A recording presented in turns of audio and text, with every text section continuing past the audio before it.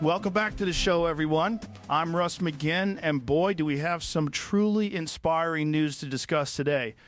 It's not every day you get to talk about brand new saints, is it? Joining me, as always, is our brilliant church expert, Dr. Greg. Dr. Greg, it feels like there's been a buzz from the Vatican. Before he died, Pope Francis gave the green light for the canonization of a group known as the Martyrs of Damascus. This is big, right? Absolutely, Russ. It's incredibly significant, not just for the Catholic Church globally, but particularly for the communities in the Middle East, especially Syria. This isn't just a procedural step. It's a recognition of profound faith and immense sacrifice. We're talking about 10 individuals who gave their lives for their beliefs back in 1860, and now, over a century and a half later, the Church is moving to officially declare them saints. Wow, 1860. That's a long time ago. So let's dive into who these brave souls actually were. Can you tell us a bit about them? Who are we talking about when we say the Martyrs of Damascus? Certainly. The group is comprised of 10 individuals. 7 of them were Franciscan friars, led by a man named Father Emanuela Ruiz. And then there are 3 lay Maronite Christians, specifically the Masabki brothers, Francis, Abdel Moati, and Raphael.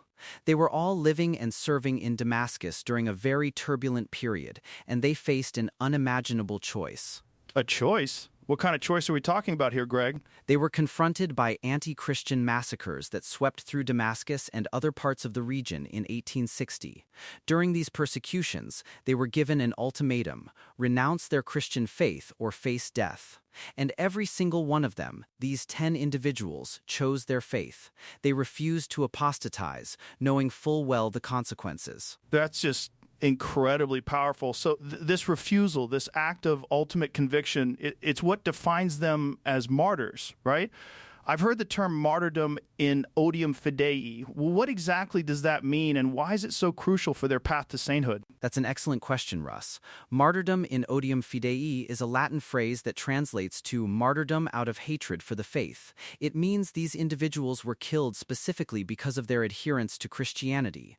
Their deaths weren't accidental or politically motivated in a secular sense. They were directly targeted due to their religious identity.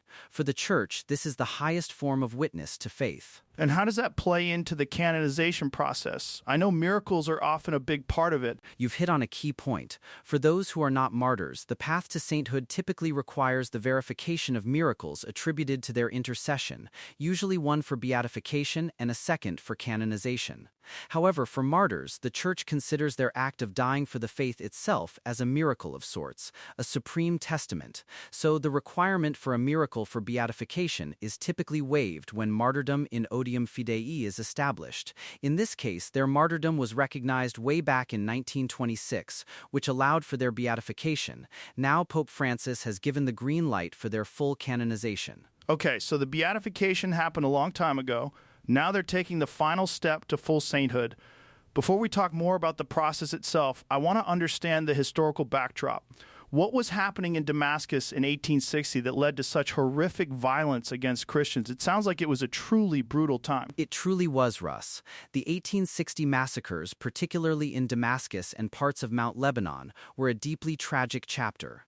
The Ottoman Empire was experiencing a period of decline and instability. There were various internal tensions, social, political, and economic, that unfortunately became exacerbated and exploited, leading to widespread sectarian violence. Christians, who were often a minority community with distinct religious and social practices, became targets. Thousands of Christians lost their lives in these atrocities across the region. Thousands? That's a staggering number. So these 10 individuals, they're just a fraction of the total victims, but their specific stories, their specific witness is being elevated by the Church. Precisely. While countless suffered and died, the Church specifically investigates and verifies the circumstances surrounding individuals who are believed to have died in odium fidei. The testimonies, historical records, and consistent veneration by the local community all contribute to establishing their case. These 10 stood out through their explicit and unwavering refusal to deny Christ, even in the face of certain death. It's a powerful narrative of steadfastness. And the green light from Pope Francis for canonization, what does that practically mean for these martyrs and for the Church? What's the next step, or does this signify the final step? It means the Pope has approved the final decree, confirming that all requirements for canonization have been met. For martyrs like these, as we discussed, the miracle requirement for beatification is waived. For canonization of martyrs, sometimes a second miracle is still sought, but the Pope also has the authority to waive it if the case for holiness and martyrdom is overwhelmingly evident and beneficial for the universal Church. The green light signals that the path is clear for the formal ceremony, which is usually a mass presided over by the Pope, where they are officially inscribed in the catalogue of saints. It's the highest honor the Church bestows. So we're essentially awaiting the date for the canonization Mass. That's incredible. Now, why do you think these specific martyrs from such a specific and distant historical context are so important for the Church right now? What's the message for us today? That's a profound question, Russ, and it goes to the heart of why sainthood matters. Their message is incredibly relevant. In an increasingly secularized world and in regions where religious persecution continues to be a tragic reality, the witness of these martyrs reminds us of the true cost of discipleship. It calls us to examine our own faith. Are we willing to stand firm in our beliefs, even when it's unpopular, inconvenient, or dangerous? It's a radical call to integrity and unwavering commitment. It really highlights that persecution for faith isn't just something from ancient history, it's still a present-day struggle for many around the globe. Exactly. These martyrs bridge that gap. They remind us that the cloud of witnesses is not just a historical concept, but a living, breathing reality. Their stories offer a powerful antidote to cynicism and apathy. They testify that faith can inspire such profound courage and hope, even in the darkest moments. I can only imagine the impact this news has had, especially in Syria, where these events took place. What has been the reaction from the local Christian communities there, particularly from the Franciscan custody of the Holy Land, which was mentioned in the news? The joy, Russ, has been immense and deeply spiritual. For the custody of the Holy Land, which has a long and enduring presence in the region, this is a moment of tremendous vindication and spiritual renewal.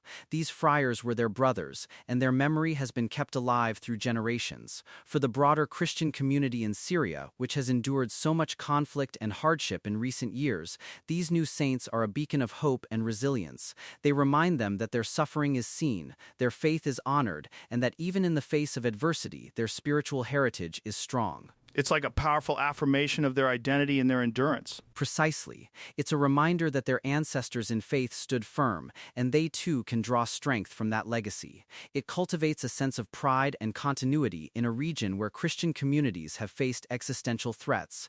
It also fosters interfaith dialogue and understanding, as their stories are woven into the complex tapestry of the Middle East's history. You know, when you think about the vastness of Catholic history and the sheer number of saints, what does it mean to add 10 more, specifically martyrs, in our modern era? Does it change anything about how we perceive sainthood? It reinforces the idea that sainthood is not confined to distant historical epochs. It's an ongoing reality.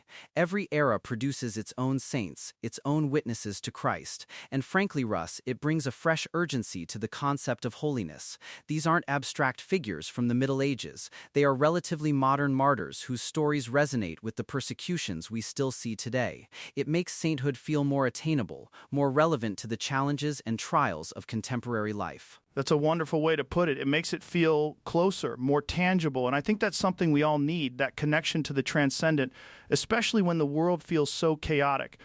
Dr. Greg, this has been an incredibly enlightening discussion. Your insights always bring such depth to these stories. My pleasure, Russ. These stories of faith and courage are truly inspiring, and it's a privilege to share them. And thank you, listeners, for joining us today as we explored the profound significance of the Martyrs of Damascus. It's a powerful reminder that faith can move mountains and that courage and conviction still echoes through the centuries. Until next time, take care and keep seeking those stories that inspire.